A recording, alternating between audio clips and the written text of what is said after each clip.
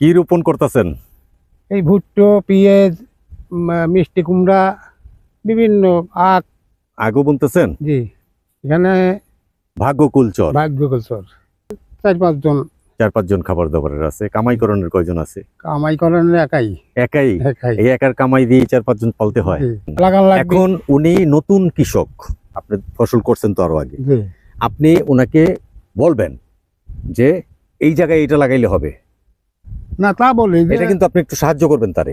এই সাহায্যটা করলে কি করবে, উনি একটু উন্নতি করতে পারবে। বন্ধুরা, এই ভাগ্যকুল চরে এবং আশেপাশে যেসব চর আছে সেই চরে যদি বাইরের শ্রমিকরা না থাকতো তাহলে ফসল ফলাতে অনেক কষ্ট হতো। আজ আমরা এক শ্রমিকের সাথে কথা বলবো। এই শ্রমিকরা কিন্তু কৃষক, তারা অরিজিনাল কৃষক, তারা প্র্যাকটিক্যাল কৃষক। আমাদের নতুন উদ্যোক্তাদের তাদের কাছ থেকে অনেক কিছু শেখার আছে।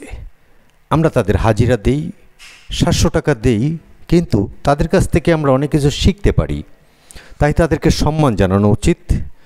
বন্ধুরা, এই শ্রমিক যদি না থাকতো আমরা কিন্তু কৃষিকাজ করতে পারতাম না চরে। তাই আমাদের সাথে থাকুন, দেখতে থাকুন, আপনাদেরকে আজ ঘুরে ঘুরে দেখাবো। বন্ধুরা, আমার পাশে এই যে দেখতে পাচ্ছেন এগুলো হলো ভুট্টা গাছ। ভুট্টা এখন অনেক গাছগুলো বড় হয়ে গেছে গা। আজ আপনাদেরকে আমি ঘুরে ঘুরে দেখাবো কৃষকের সফলতা ও ব্যর্থতা। কারণ কৃষকের সফলতাও থাকে, ব্যর্থতাও থাকে।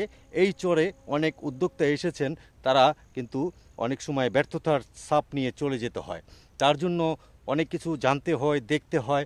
এর জন্য আমি আজ ঘুরে ঘুরে আপনাদেরকে সব কিছু দেখানোর চেষ্টা করব। আসসালামু আলাইকুম। ওয়ালাইকুম আসসালাম ইয়া রাহমাতুল্লাহি ওয়া বারাকাতুহু। ভালো আছেন? জি, আল্লাহ পাক রাখে ভালো। কি রোপণ করতেছেন?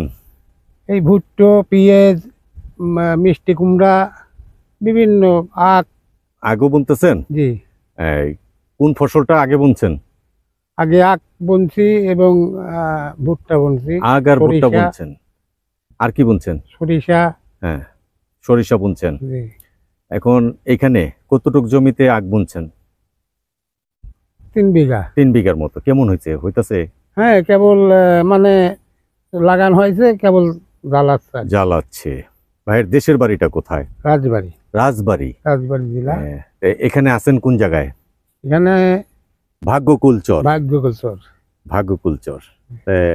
এমনি ভালো আছেন তো আপনি? হ্যাঁ, আল্লাহ পাক ভালোই রাখে। বাড়িতে কতজন আছে? বাড়িতে 4-5 জন খাবার দাবারের আছে। কামাইকরণের কয়জন আছে? কামাই করেন একাই। এই একার কামাই দিয়ে 4-5 জন পালতে হয়। আপনাদের দেশে কি কোনো কাজ নাই? দেশে আছে। এটা কোন সময়? এই এখন পেঁয়াজ লাগানো হয়ে গেছে এখানে, তারপরে আবার ওখানে চলে যাবে? ওখানে চলে যাব। ওখানে কি আবার? ওখানে পেঁয়াজ কোপানো, পেঁয়াজ উঠানো। আচ্ছা। আর এখানে আসছেন কতদিন হয়? এখানে এর আগে একবার আসছিলাম, আসে 1 সপ্তাহ থেকে বাড়ি গেছিলাম, আবার এই 1 সপ্তাহ হলো। 1 সপ্তাহ থেকে গেছিলেন। হাজিরা কত? 700 টাকা। 700 টাকা। খাবার দাবার নিজেরা কি পাক করে খান? নিজেরা পাক করে। আচ্ছা। নিজেরা পাক করে খাইলে এখানে বাজার কি কাছে? না, বাজার অনেক দূরে। বাজার দূরে। দূরে থেকে আনতে কষ্ট হয় না? হ্যাঁ, আনতে মেলা টাকা লাগে। গান পার হতেই আগে নিত 100 টাকা, এখন 20 টাকা আসা যাওয়া, 40 টাকা ভাড়া। আর রান্না করে খান কি লার্কিতে না গ্যাসে?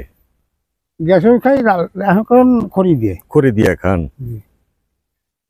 আজকে কি খাইছিলেন সকালে? আজকে হলো আপনার এই কপি, লাউ আর ডিম রান্না দিয়ে, সব মিক্স করে। যাক, রান্না করে কি? রান্না করে লোক আছে? আপনারা কতজন আছেন এখানে? এখানে আমরা 5 জন আছি। 5 জন আছেন। 5 জন কি এক দেশেরই? একই ফ্যামিলি। একই ফ্যামিলির? মানে কি লাগে আপনার? আত্মীয় স্বজন? আমার ছেলে, বিটার বউ, নাতি ছেলে, সবাই আসছেন। যাক, সবাই আসছেন এখানে কাজ করে আবার চলে যাবেন।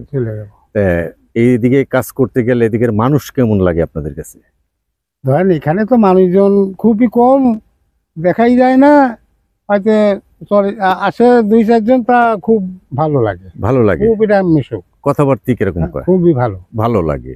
আর ভালো লাগলে তো মনটা ভালো লাগে। ভালো, হ্যাঁ। এর আগে অন্য কোনো জায়গায় কাজে গেছিলেন দূরে? না, আমি অন্য কোথাও বিশেষ কাজ করি না, দেশের বাড়ি করি। আচ্ছা, এখানে যে ছেলে আছে এই জন্য এখানে। ছেলের জন্য আসা। জি, ছেলে বেটার বউ সহ আসছে এখানে, জি, উনি দেশে দেশে। নাকি? আর আপনি বুড়াই এখানে নাকি? জি। আচ্ছা আচ্ছা, যাক, এই ভালো লাগলো আপনার কথা শুনে এবং ভালো লাগতেছে। এই দেশের বাড়িতে জায়গা জমিন আছে না? জি না। ও, জায়গা জমিন কি বাপদাদারা রেখে যায় নাই নাকি? না, বাপের আমারই সে বিক্রি করে শেষ করে। বাপাই বিক্রি করে থুয়ে গেছে গা। জি। আপনারা কয় ভাই? আমরা 3 ভাই। সব পরবর্তীতে আর এই যে আমার ছোট ভাই। কামাই রোজগার করে কেনার মতো হয় নাই, না।